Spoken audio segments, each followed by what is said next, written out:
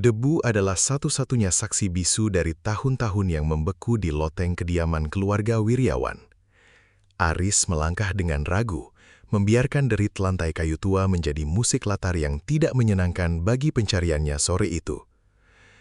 Kakeknya baru saja dimakamkan 3 hari lalu, meninggalkan sebuah wasiat samar tentang sesuatu yang tidak boleh berhenti berdetak. Di bawah tumpukan kain linen putih yang sudah menguning dan tumpukan majalah tahun 70-an, Aris menemukan sebuah objek yang tampak menyerap cahaya di sekitarnya. Sebuah jam dinding kayu jati setinggi 0,5 meter dengan ukiran sulur-sulur tanaman yang tampak merambat hidup. Jam itu tidak hanya kotor, ia seolah-olah telah dikubur hidup-hidup oleh waktu. Aris menyapukan telapak tangannya ke permukaan kaca yang buram, memperlihatkan angka-angka Romawi yang pudar dan sepasang jarum logam hitam yang kaku. Keanehan pertama muncul saat ia menyentuh kenop pemutar di bagian samping. Logam itu terasa sangat dingin, jenis dingin yang tidak wajar, seolah-olah ia baru saja dikeluarkan dari lemari es. Saat Aris mencoba memutar kunci tersebut, ia merasakan perlawanan yang aneh, seperti ada sesuatu di dalam mesin jam yang menahan dengan kekuatan yang setara dengan manusia. Namun, begitu putaran ketiga selesai, sebuah bunyi dentang rendah bergema di seluruh ruangan. Getarannya terasa hingga ke sumsum tulang Aris. Perlahan, debu yang menempel pada pendulum mulai bergoyang. Aris menahan nafas, mengharapkan bunyi detak yang normal. Namun yang ia dapatkan adalah horor yang halus. Jarum detik itu bergetar hebat sebelum akhirnya melompat ke arah yang salah. Ia tidak bergerak ke angka 1, melainkan menyentak mundur ke angka 11 dengan suara klik yang tajam dan berat. Detak itu tidak terdengar seperti mekanisme jam biasa, melainkan seperti langkah kaki seseorang yang berjalan menjauh di lorong panjang yang kosong. Aris terpaku, melihat jarum itu terus melangkah mundur dengan ritme yang sangat presisi. Seolah-olah ia sedang menyaksikan hukum fisika dihancurkan tepat di depan matanya. Udara di loteng yang tadinya pengap dan panas mendadak berubah menjadi sejuk, dan bau kayu tua yang lapuk berganti dengan aroma bunga melati segar yang anehnya hanya ada di pemakaman kakeknya beberapa hari lalu. Aris ingin menjauh, namun matanya seolah terkunci pada gerakan pendulum yang kini mengayun semakin lebar, menciptakan bayangan panjang yang tampak bergerak secara independen di dinding loteng yang gelap.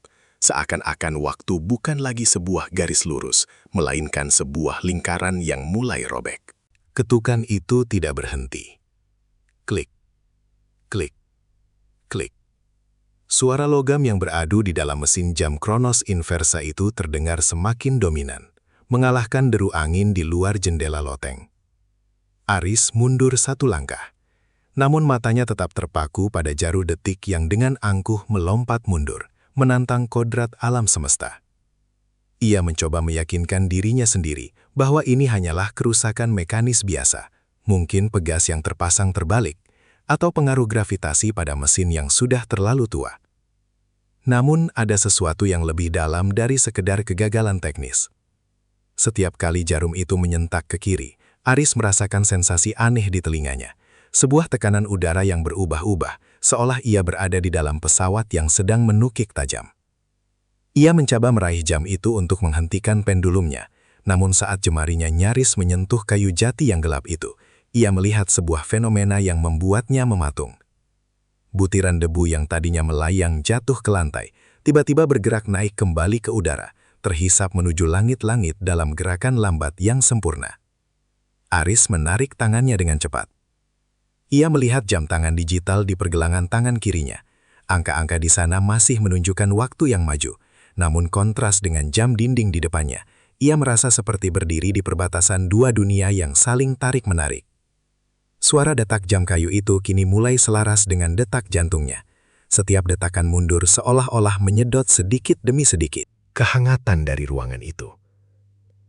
Cahaya matahari yang masuk dari celah atap tidak lagi terasa hangat, melainkan pucat dan dingin, memberikan warna kebiruan pada bayangan benda-benda di sekitarnya.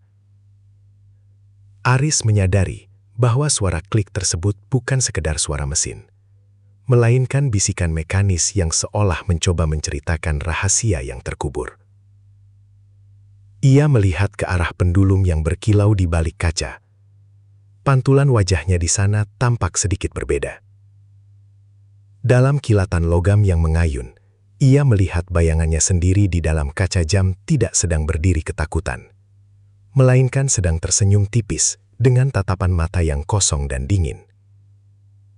Aris tersentak, mengusap matanya dengan keras, namun bayangan itu menghilang saat pendulum berpindah posisi. Ia mulai menyadari bahwa kakeknya tidak menyimpan jam ini sebagai pajangan, melainkan sebagai sebuah penjara atau mungkin sebuah mesin yang memiliki kehendaknya sendiri. Jam itu terus berdetak mundur, dan dengan setiap detik yang hilang, Aris merasa realitas di sekelilingnya mulai melonggar. Seolah-olah benang-benang waktu yang menyusun hidupnya sedang ditarik lepas satu persatu oleh mekanisme terkutuk itu.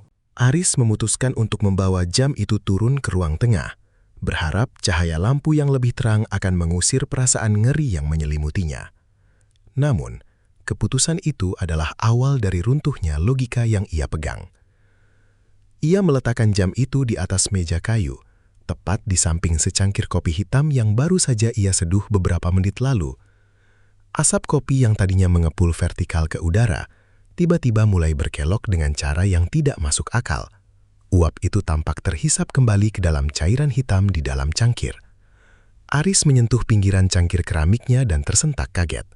Kopi yang seharusnya sudah mulai mendingin itu, kini terasa mendidih, bahkan lebih panas daripada saat ia pertama kali menuangkan air dari teko. Ia melihat ke arah jam dinding kuno itu.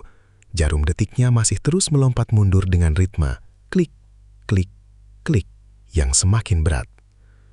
Tak lama kemudian, ia mendengar suara gaduh dari arah dapur.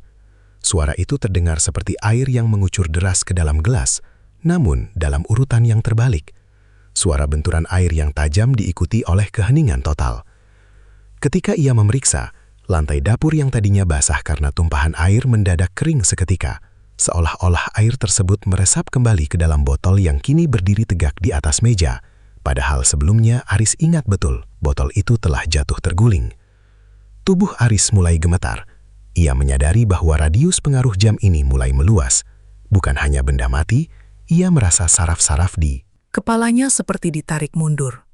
Ingatan tentang apa yang ia lakukan semenit lalu terasa lebih tajam daripada apa yang sedang ia lihat sekarang.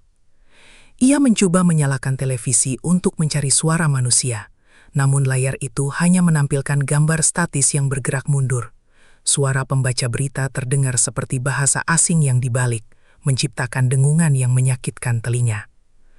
Di sudut ruangan, sebuah tanaman hias yang tadinya hampir layu tiba-tiba tampak tegak kembali. Kuncupnya yang coklat berubah menjadi hijau segar dalam hitungan detik. Kehidupan di sekitar Aris sedang mengalami proses pembatalan. Ia merasa seperti seorang penyusup di garis waktunya sendiri.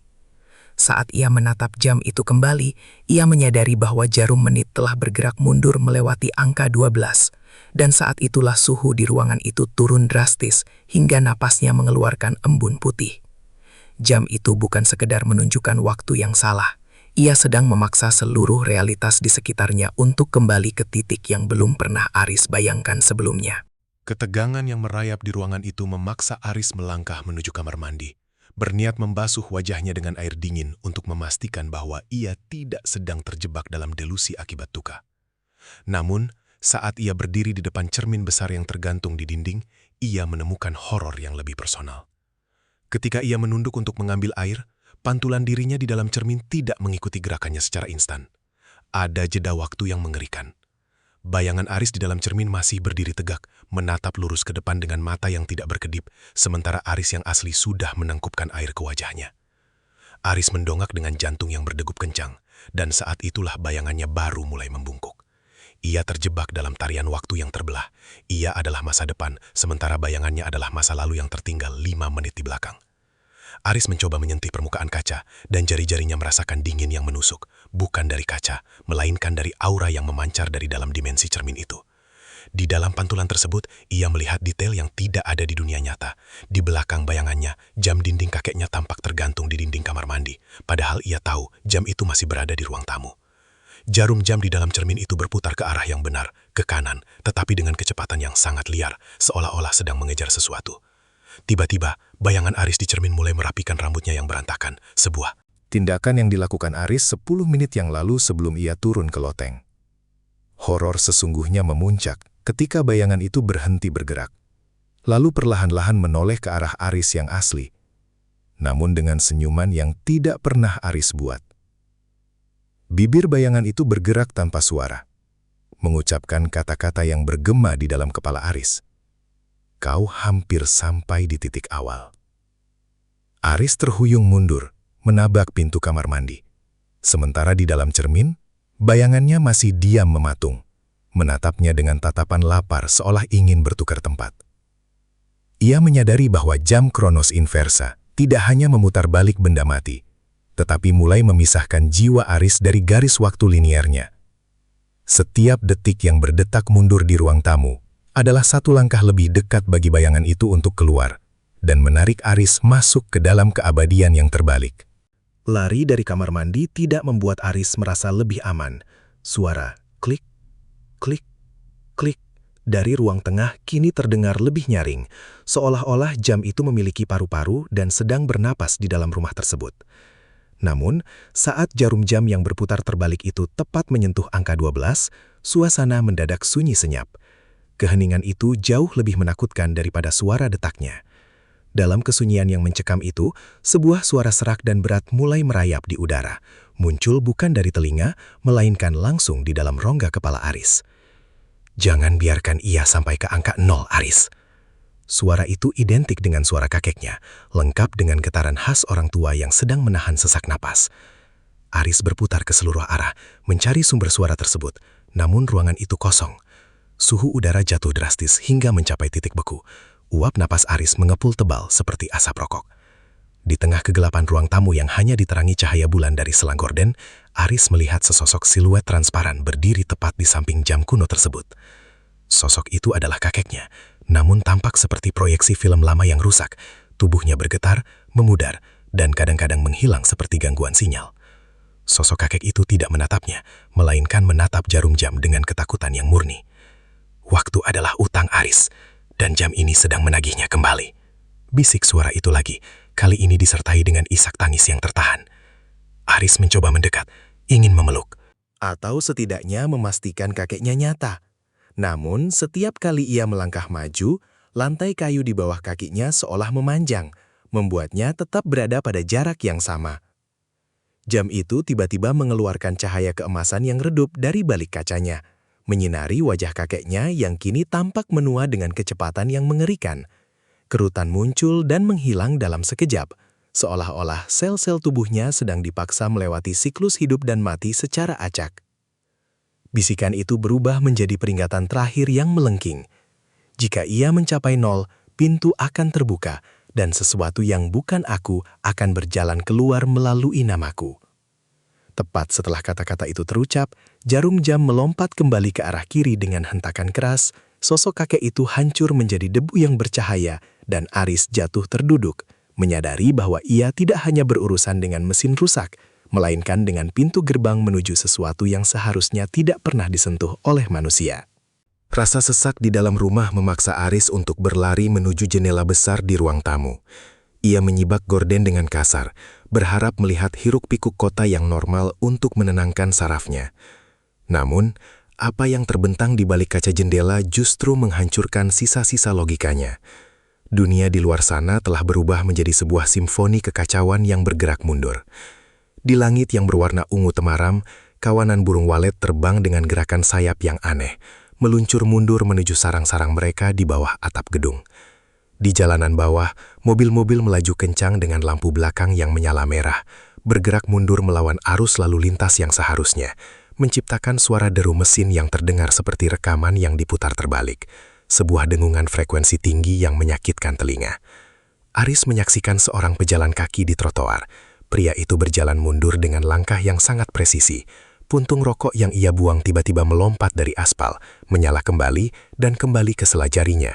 Segala sesuatu sedang ditarik kembali ke masa lalu oleh kekuatan tak terlihat yang terpancar dari jam dinding di belakang Aris. Horor semakin memuncak saat ia melihat jam besar di menara kota di kejauhan. Jarum-jarum raksasanya berputar berlawanan arah jarum jam dengan kecepatan yang tidak wajar, seolah-olah dunia sedang dipaksa untuk menghapus hari ini dari sejarah. Langit mulai berganti warna secara instan dari senja kembali ke siang hari yang terik. Dalam hitungan detik, menciptakan kilatan cahaya yang menyakitkan mata. Aris merasa pusing yang hebat, seolah-olah gravitasi sedang mencoba melemparnya keluar dari bumi. Ia menyadari bahwa rumah kakeknya adalah pusat dari anomali ini, sebuah titik nol di mana waktu sedang digulung kembali. Di jalanan, orang-orang mulai menghilang ke dalam pintu rumah mereka, bukan untuk masuk, melainkan karena waktu mereka di luar ruangan sedang dibatalkan. Aris berteriak ke arah jalanan, namun suaranya hanya terdengar sebagai isapan udara ke dalam tenggorokannya sendiri. Ia tidak lagi hanya mengamati misteri, ia sedang terjebak di dalam sebuah planet yang sedang bergerak mundur menuju titik ketiadaan. Dengan gemetar, ia menoleh kembali ke arah jam kayu di atas meja, yang kini berdetak semakin keras, seolah-olah mesin itu sedang tertawa melihat kehancuran realitas yang ia ciptakan. Terdesak oleh kekacauan di luar jendela, Aris kembali ke meja kayu kakeknya. Ia mulai membongkar laci-laci tersembunyi yang terkunci rapat, hingga jemarinya menemukan sebuah buku harian bersampul kulit rusa yang sudah pecah-pecah. Begitu dibuka, bau apak kertas tua dan tinta empedu langsung menyeruak. Di halaman tengah, terdapat sebuah skema teknis yang rumit. Gambar jam dinding itu dikelilingi oleh simbol-simbol alkimia dan perhitungan matematis yang tidak masuk akal. Judul di atasnya tertulis dengan tulisan tangan kakek yang gemetar, Kronos Inversa. Melalui catatan tersebut, Aris menemukan kenyataan pahit bahwa kakeknya bukan sekadar kolektor, melainkan seorang pria yang putus asa. Kakeknya telah mencuri desain jam ini dari sebuah sekte pembuat jam kuno di Eropa Timur untuk satu tujuan, menghidupkan kembali nenek Aris yang meninggal muda. Catatan itu menjelaskan bahwa jam ini bekerja dengan cara menghisap energi Kronos dari masa depan untuk membiayai pembalikan masa lalu. Namun, ada peringatan yang digarisbawahi dengan tinta merah darah. Waktu tidak bisa diciptakan, ia hanya bisa dipindahkan. Untuk setiap detik yang kau ambil dari masa lalu, jam ini akan meminta jiwa sebagai jangkar di masa kini. Aris membaca dengan ngeri bagaimana kakeknya secara perlahan kehilangan ingatannya karena jam itu mulai memakan masa depan sang kakek sebagai bahan bakar. Di halaman terakhir, terdapat sebuah diagram tentang angka 0. Jika jarum jam berhasil menyelesaikan satu putaran penuh Ke arah kiri dan menyentuh angka 0, maka seluruh garis waktu pemiliknya akan terhapus. Mengubahnya menjadi sesuatu yang disebut the unborn. Sosok yang ada namun tidak pernah dilahirkan. Aris menyadari bahwa detak jantungnya yang semakin melemah adalah pertanda bahwa jam itu telah mulai menjadikan dirinya sebagai tumbal baru. Buku itu juga menyebutkan sebuah kunci emas yang hilang, satu-satunya alat untuk mengunci roda gigi waktu sebelum jam itu mencapai titik kehancurannya. Saat Aris selesai membaca, tinta di buku itu tiba-tiba mencair dan mengalir mundur ke dalam pena bulu yang tergeletak di meja, menghapus semua tulisan itu di depan matanya. Seolah-olah rahasia itu pun sedang ditarik kembali oleh sang waktu. Ketakutan Aris kini berubah menjadi rasa sakit fisik yang asing. Saat ia mencoba menutup buku harian kakeknya, ia merasakan sensasi gatal yang hebat di punggung tangannya. Ia menunduk dan terkesiap. Sebuah luka parut memanjang akibat kecelakaan sepeda saat ia berusia 10 tahun perlahan-lahan muncul kembali di kulitnya. Luka itu tampak segar, memerah, lalu tiba-tiba menutup dan menghilang sama sekali, menyisakan kulit yang sehalus kulit anak kecil. Horor menyergapnya saat ia menyadari apa yang sedang terjadi. Jam Kronos Inversa tidak hanya memutar balik dunia di sekitarnya, tetapi juga memutar balik biologinya sendiri. Aris berlari ke arah cermin, melihat wajahnya yang tampak semakin muda setiap menitnya. Garis-garis kelelahan di bawah matanya hilang, rahangnya menjadi kurang tegas, dan suaranya saat ia mencoba berteriak mulai naik nadanya, menjadi cempreng seperti suara remaja. Ia sedang mengalami proses penghapusan keberadaan. Ingatan tentang masa kuliahnya mulai memudar, terasa seperti mimpi yang dialami orang lain, digantikan oleh emosi-emosi mentah dari masa kanak-kanak yang seharusnya sudah lama ia lupakan. Ia melihat pakaian yang ia kenakan, Kemeja dewasanya kini terasa longgar dan kedodoran di bahunya yang mengecil. Aris jatuh berlutut, merasakan tulangnya berderak saat mereka menyesuaikan diri dengan ukuran tubuh yang lebih kecil. Setiap detak mundur dari jam kayu itu adalah 1 tahun yang dicuri dari hidupnya.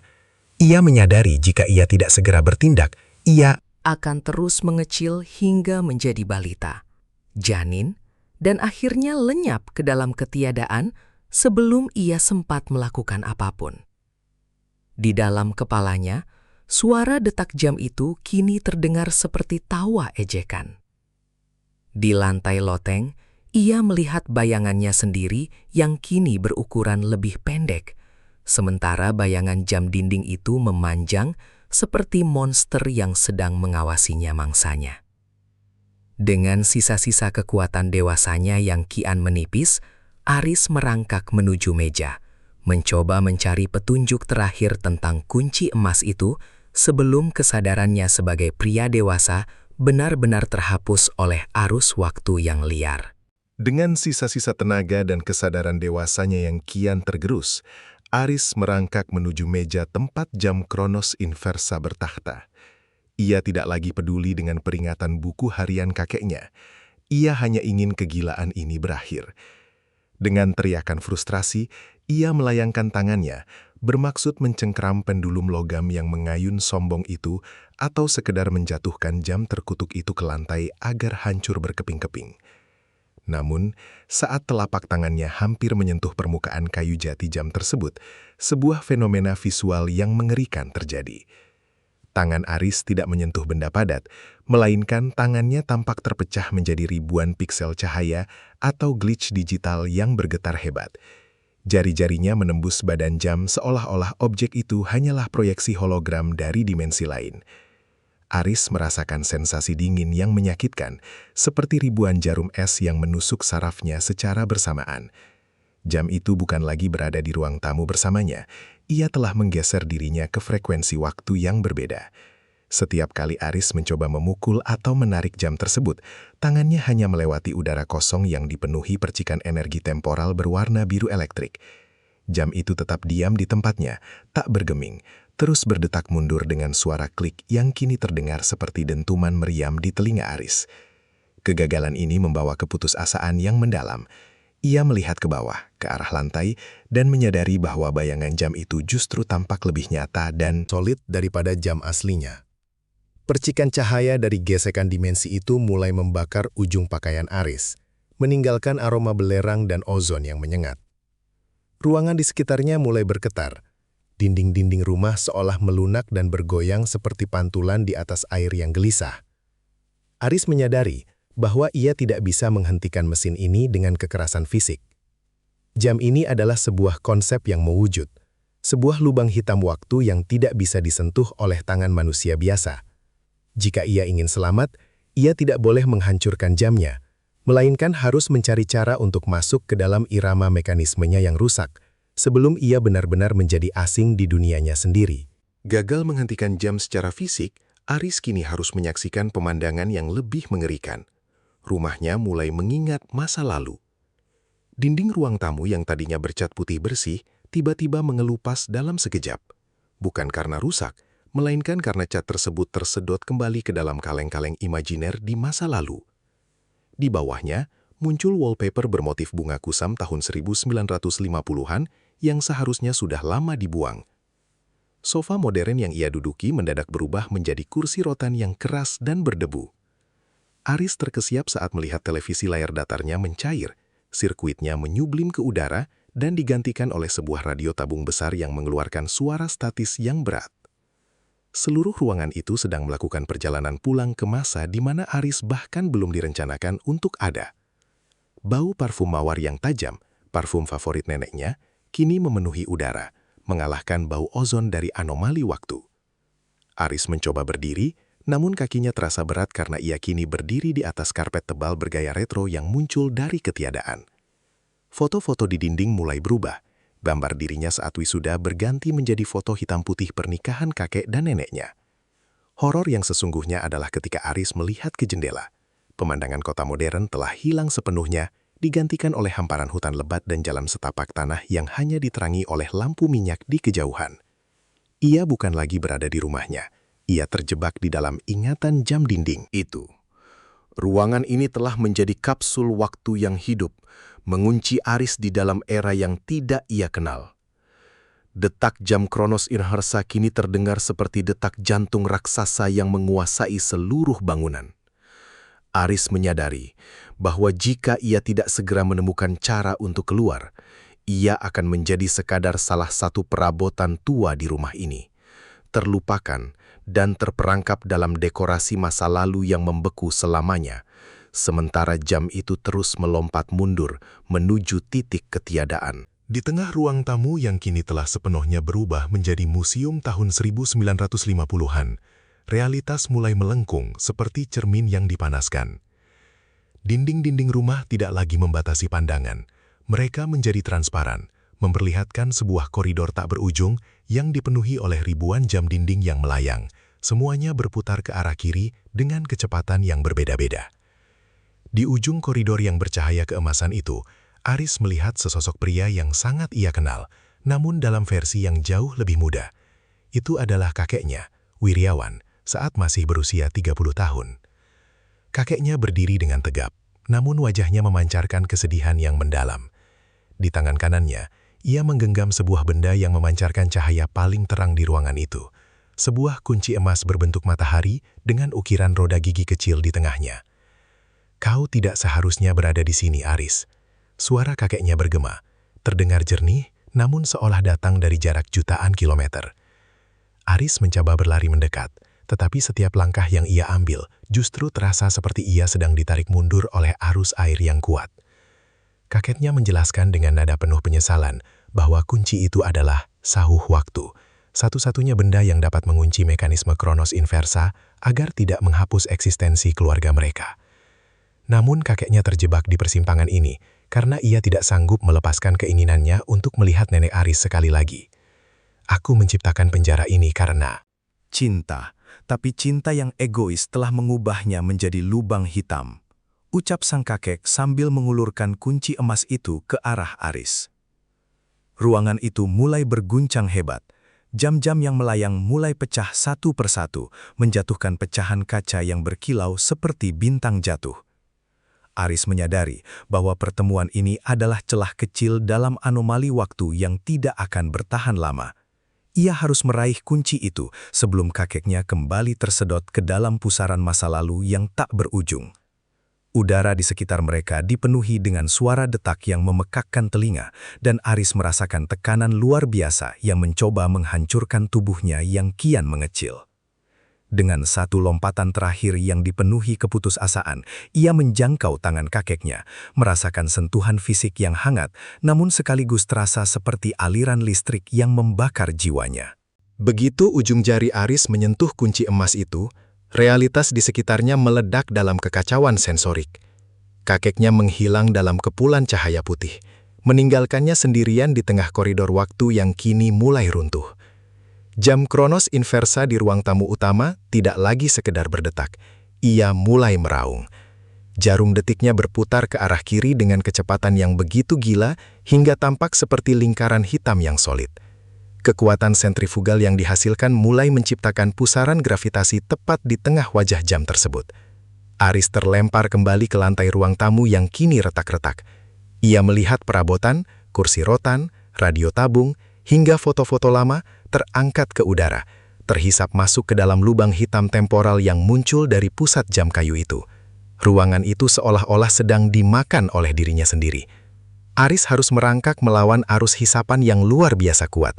Kuku-kukunya mencengkram lantai kayu yang mulai terangkat. Setiap kali jam itu berputar penuh ke kiri, waktu melompat mundur lebih jauh. Ia melihat siang berganti malam, lalu kembali ke siang dalam hitungan detik di luar jendela, menciptakan efek strobo yang menyakitkan mata.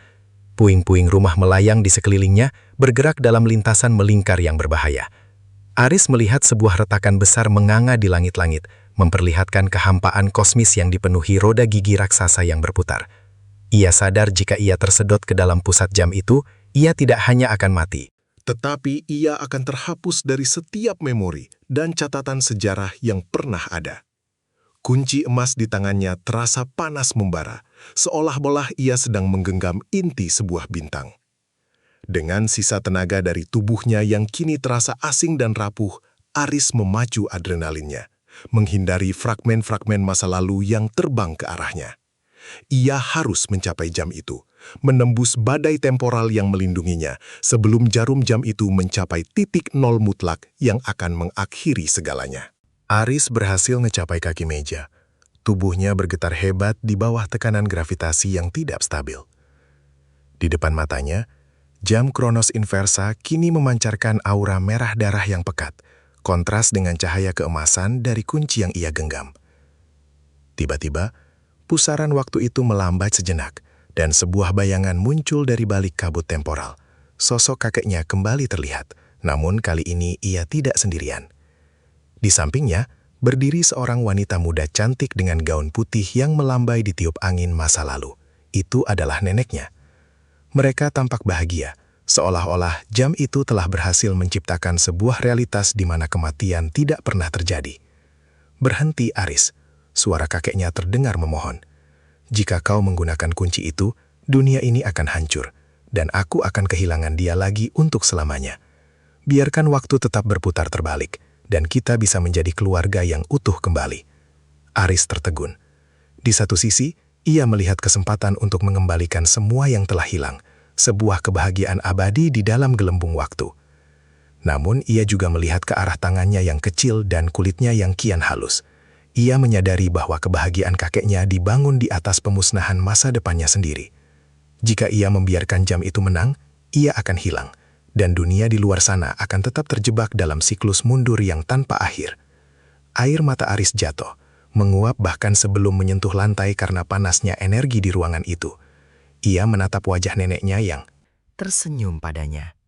Sebuah senyuman yang terasa hangat, namun hampa. Karena ia tahu itu hanyalah gema dari sesuatu yang seharusnya sudah beristirahat dengan tenang. Aris menyadari bahwa cinta sejati bukan tentang menahan paksa apa yang sudah pergi, melainkan tentang melepaskan agar kehidupan bisa terus mengalir maju. Dengan hati yang hancur, ia mengangkat kunci emas itu tinggi-tinggi.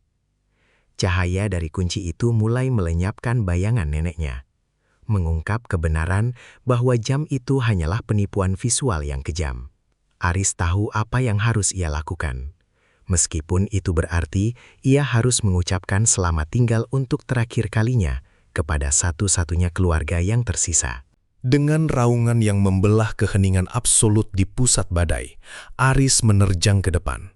Ia tidak lagi peduli pada gravitasi yang mencoba meremukkan tulangnya atau bayangan masa lalu yang memanggil namanya dengan suara memilukan. Ia menusukkan kunci emas matahari itu tepat ke jantung mekanisme jam, sebuah lubang kecil di tengah-tengah angka Romawi yang kini membara merah. Begitu kunci itu masuk dan diputar, suara derit logam yang sangat nyaring, seperti teriakan ribuan nyawa, bergema ke seluruh penjuru rumah. Roda-roda gigi di dalam Kronos Inversa mulai beradu secara paksa, dipaksa untuk berhenti dari putaran liarnya yang melawan takdir. Cahaya putih yang menyilaukan meledak dari celah-celah kayu jati jam tersebut, menembus setiap sudut ruangan, menghapus bayangan kakek dan neneknya ke dalam keabadian yang damai. Tiba-tiba, kaca jam itu retak.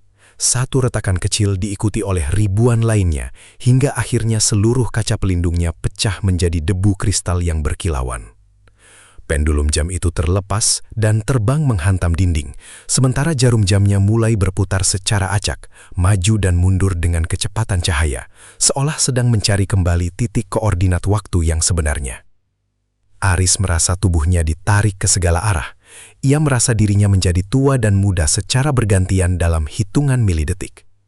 Pemandangan di luar jendela berputar seperti kaleidoskop yang rusak.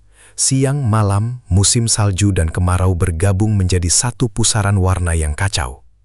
Di puncak ledakan itu, sebuah gelombang kecut temporal terpancar keluar, menghempaskan Aris ke dalam kegelapan total. Segala suara menghilang, digantikan oleh kesunyian yang begitu hampa, menandakan bahwa garis waktu yang sebelumnya tergulung berantakan kini sedang dilepaskan dan ditarik kembali secara paksa menuju poros yang benar. Segala sesuatu yang tidak seharusnya ada di masa itu mulai menguap menjadi cahaya, menyisakan Aris dalam kehampaan yang murni sebelum realitas baru terbentuk kembali. Aris terbangun dengan napas yang tersengal, merasakan dinginnya lantai kayu loteng di bawah pipinya. Matanya perlahan terbuka, menyambut cahaya matahari sore yang hangat dan tenang. Jenis cahaya yang terasa jujur, bukan kilatan strobo temporal yang menyakitkan. Ia bangkit dengan perlahan, merasakan berat tubuhnya kembali normal. Kemejanya kini pas di bahunya, dan tangan yang ia gunakan untuk menumpu tubuh adalah tangan pria dewasa dengan kerutan halus di buku jarinya. Di depannya, jam Kronos Inversa telah hancur. Kayu jatinya pecah terbelah, roda gigi kuningan berserakan seperti bangkai serangga logam, dan kunci emas matahari itu telah kehilangan cahayanya. Kini hanya berupa logam kusam yang tak lagi memiliki kekuatan. Aris menoleh ke arah jendela. Di luar, kota telah kembali ke ritmenya yang biasa. Burung-burung terbang maju, mobil-mobil melaju ke arah yang benar, dan orang-orang berjalan dengan langkah linier menuju masa depan mereka. Tidak ada lagi bisikan, tidak ada lagi bayangan yang tertinggal di cermin. Namun, saat ia merapikan sisa-sisa kehancuran itu, ia menemukan satu hal yang berbeda. Di antara puing jam, terdapat sebuah foto lama kakek dan neneknya yang belum pernah ia lihat sebelumnya. Di balik foto itu, tertulis pesan baru yang seolah muncul dari masa depan yang telah diperbaiki. Terima kasih telah membiarkan kami pergi. Aris menarik napas panjang, menghirup aroma debu loteng yang kini terasa akrab dan menenangkan. Ia menyadari bahwa waktu adalah hadiah, justru Karena ia terbatas. Ia melirik jam tangannya sendiri. Jarum detiknya bergerak dengan tenang, maju dari satu angka ke angka berikutnya. Klik, klik, klik. Setiap detakan kini terdengar seperti janji, bukan ancaman. Aris meninggalkan loteng itu dan mengunci pintunya, membiarkan misteri jam yang berputar terbalik terkubur bersama kenangan kakeknya, sementara ia melangkah turun menuju dunia yang terus bergerak maju, meninggalkan masa lalu di tempatnya yang paling indah, sebagai sejarah.